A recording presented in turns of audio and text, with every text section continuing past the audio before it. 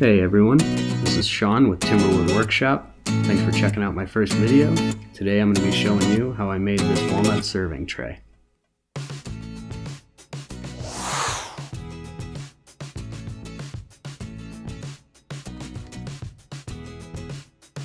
For this I'm using rough lumber, which means it hasn't been surfaced on any sides. So first we have to take it to the miter saw and cut off the ends to square it up.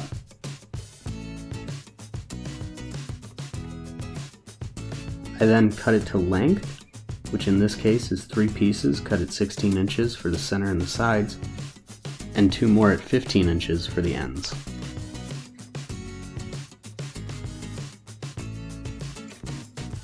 My watch likes to yell at me when I use tools like the miter saw, something about temporary hearing loss. I don't know. Anyway, when you're using rough lumber, make sure to keep the cup side up to avoid kickback. I then rip one side of each board to give a straight edge to reference from. Once that's done, I adjust the fence to just over 6 inches and run the opposite edge of each board to the blade.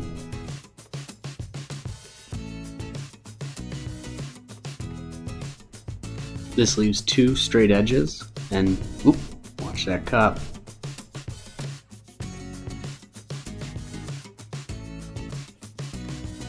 And after some brief housekeeping, I set the fence to 1 inch and cut 2 pieces from one of the 16-inch boards, which is a dangerous cut, but when you use a push stick, keep your hands clear of the blade, everything should be just fine.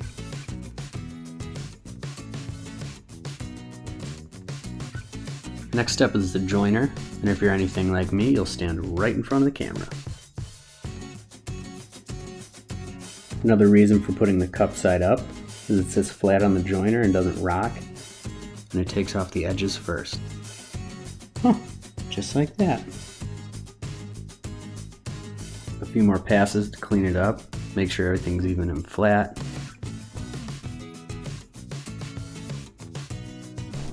I then send an edge through just to clean up any blade marks. And if I wasn't standing in front of the camera, you'd be able to see me planing down the 2 remaining 16-inch boards to 5/8 of an inch.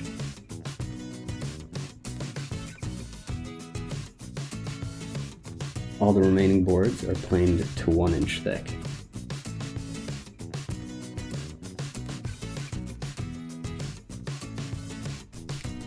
And now I forgot to press record for the biscuit joiner part, so this is a reenactment. Hope you enjoy.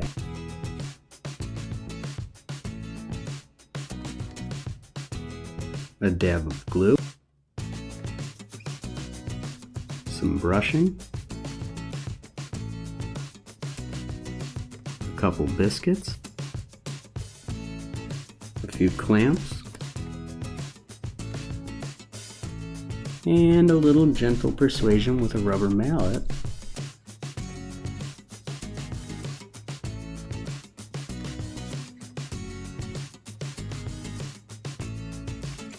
Voila! I get a little glue squeeze out. After a few hours left alone with its thoughts, I come back and take it all apart.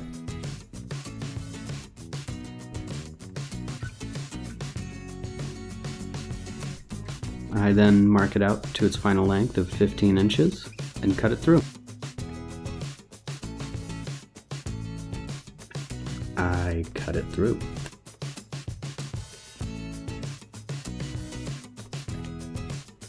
On the 15-inch pieces, using a template from a previous build, I trace out the design for the handles and extend the wings the length of the board.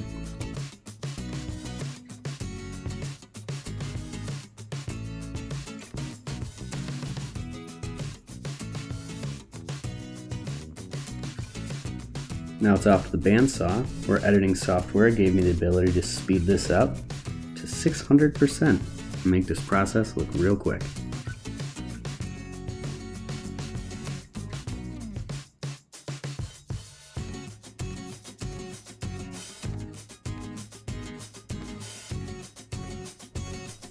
Back to the table saw, where I use a quick jig I made to cut the handle ends to 1 3/4 inches. I mark what will be the final length of the handle ends,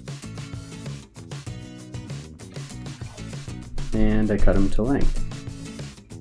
I really like the cool under the sea ripple effect here.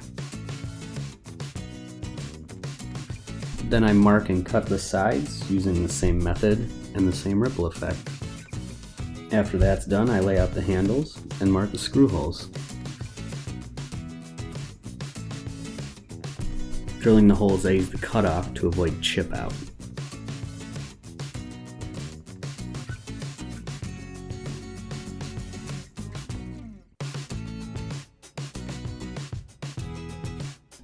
Sometimes, no matter what you do to avoid it, you get chip out anyway. But I keep calm, and thankfully, I find the piece. Please, please, hold your applause. Because just when I'm about to glue it in, tragedy struck. And my camera didn't autofocus.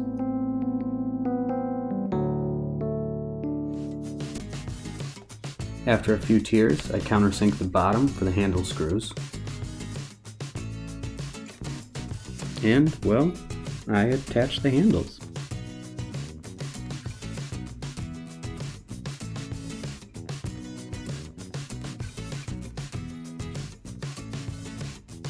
For the final glue up, I start with the handle ends and move on to the sides where it doesn't really go as planned.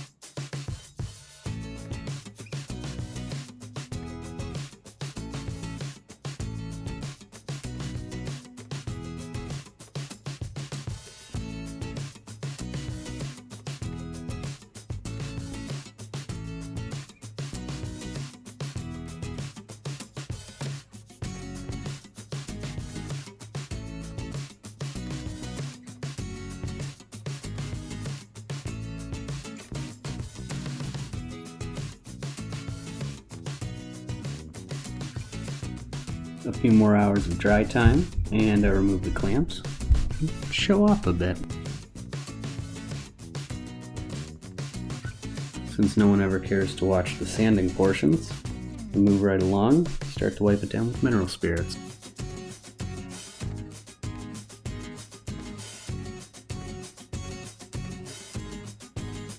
And this is it, folks. The grand finale. The moment you've all been waiting for. Or at least I have. Applying the oil finish to make this whole thing worth it.